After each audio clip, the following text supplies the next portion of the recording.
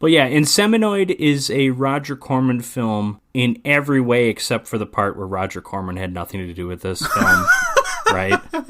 Because this was what Corman was doing in the early 80s. He did Forbidden World. He did Galaxy of Terror. It was movies like this. And supposedly I read that Corman liked this movie so much he wanted to work with this director.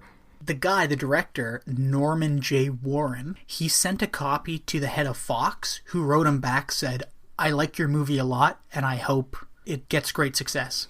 That sounds like one of those like auto-generated responses like that you'd send to like a kid when the kid asks for your autograph. Oh yeah, you're doing a great job. I love this script. Let me read it for you. And then you're just like, it was very good. Thank you for sending it to me. Good luck with everything. Well, Inseminoid came out. I'm not reading all that, but I'm really sad that all that happened, or glad, depending on when. Exactly. So I think Inseminoid was released in 82? 81, at least in the UK. Okay. But I did see 82 on maybe it was Rotten Tomatoes or Letterboxd or something. This had a different title in the US. It was Horror Planet. Yeah. Which is a generic as hell name. I understand why you're trying to distance yourself from Inseminoid, because it just sounds disgusting. But, well, it was supposed to be called something else. I forget, like the original script was called something else. I forget what it was, but then they changed it to Inseminoid. It was directed by a fellow named Norman J. Warren, who only made 9 films between 1968 and 1987. Now, I say only because the guy just died last year, and for the rest of his career, he didn't make another film. What was he doing? Co-directing. He was writing stuff. He wrote and directed a few commercials in the UK, stuff like that. But I'm going to give you one guess how he got into the directing business. How do you think he did it? I think he killed someone and assumed their identity. I don't know. Where are we going? He got into directing by directing sexploitation movies. Oh, of course. Yes, the gift that keeps on giving.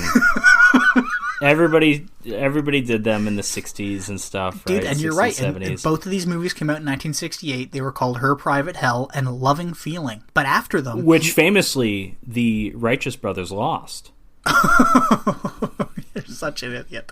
It's a lost film, that one. But no, I haven't seen those. I've seen a few movies sort of in that vein. There was a serious movement in the... serious, it was a big deal in the 60s and 70s. These things that weren't quite porn, but were pretty close to it. And then some of the guys that made those kinds of exploitation movies, some of them ended up having pretty big careers in like traditional filmmaking in Hollywood, and many more of them didn't. Yeah, and this is one of them that didn't. Warren saved up his money after filming after directing his second sexploitation. He was like, "Look, I'm not doing this fucking disgusting, sleazy shit anymore.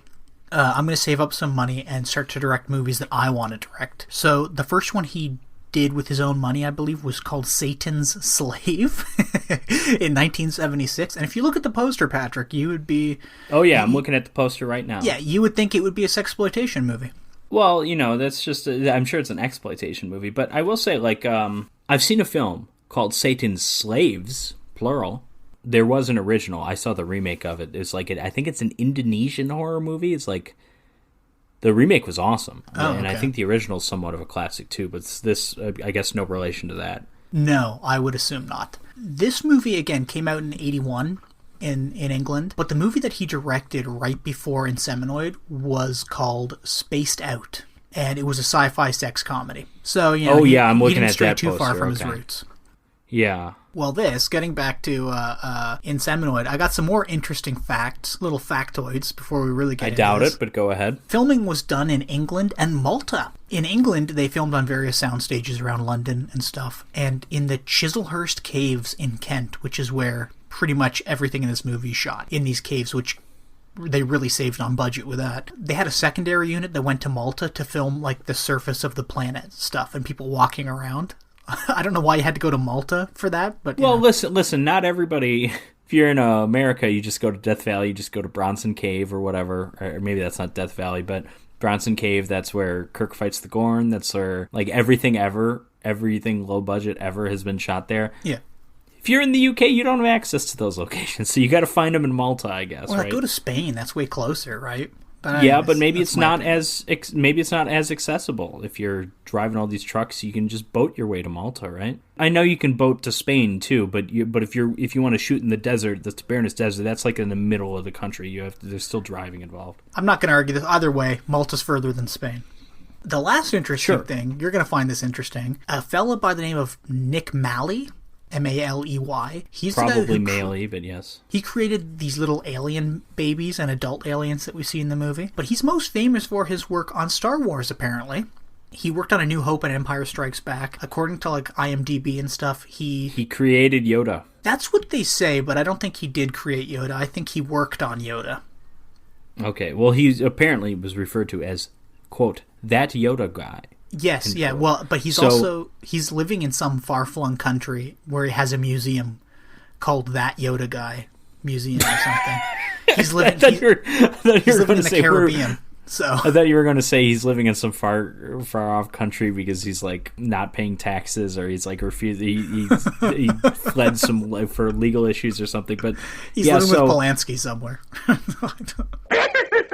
if he really did indeed create Yoda or was influential in creating Yoda, that man has got a lot of royalties coming in from Baby Yoda, I would imagine. Yeah, well, he did work on the creatures in the cantina scene in A New Hope, and he was also like a makeup guy. He's makeup and special effects, so perhaps he was doing the painting on the Yoda puppet. I don't know. But the weird part is he wrote this movie. He wrote Inseminoid. Yeah, did you write all of it, or does he just have like a writing credit on it? It's him and his wife, or at least Gloria, I assume, is his wife. Maybe it's his sister. I don't know. I hope you're not writing a movie about alien impregnating an attractive young woman with your sister, but I'm also not sure you should be writing it with your wife either, so I don't know.